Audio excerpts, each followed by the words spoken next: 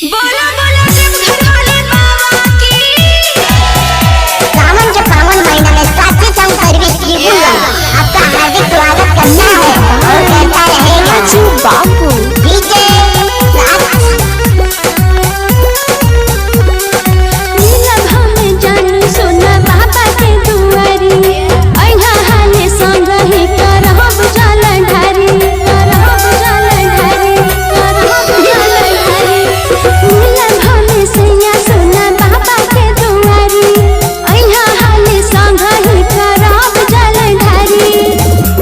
पे wait करेब हम सुनाए गोरी नाही लेट करेब हम बनी कंवरिया आई भेंट करेब हम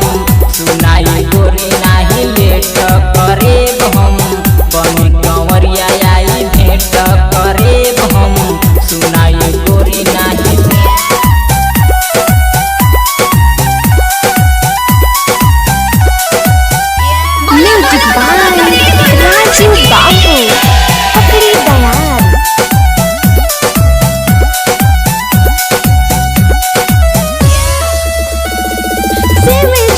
कृपा हो सारे ठाकुर फेरी है नजर बाबा गोते भर दी है फेरी है नजर बाबा गोते भर दी है शिव जी के कृपा हो सारे ठाकुर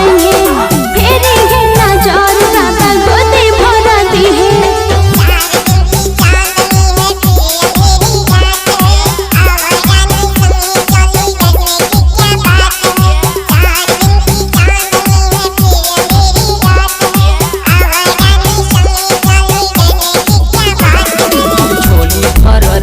बाबा दुआ मिटई है गलती के राह छोड़ी सही देखई है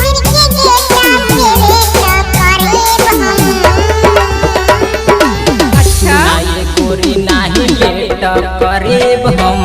बनी कंवरिया आई भेंट करेब हम सुनाए गोरी नाही लेट करेब हम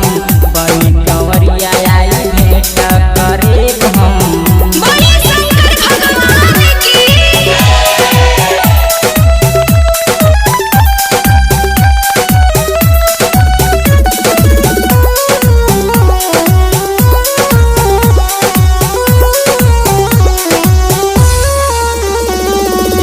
रंग में लोकावा रंगाए दिनेश दीवाना देवघर कांवर लेके जाए दिनेश दीवाना देवघर कांवर लेके जाए बट्टे गेरुआ रंग में लोकावा रंगाए दिनेश दीवाना देवघर कांवर लेके जाए।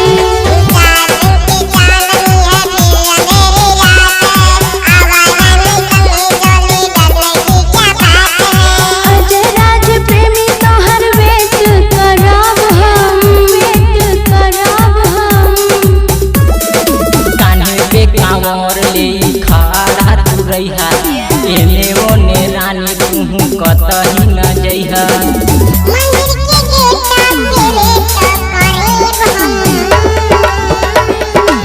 सुनाए गोरी नाही लेट करेब हम बनी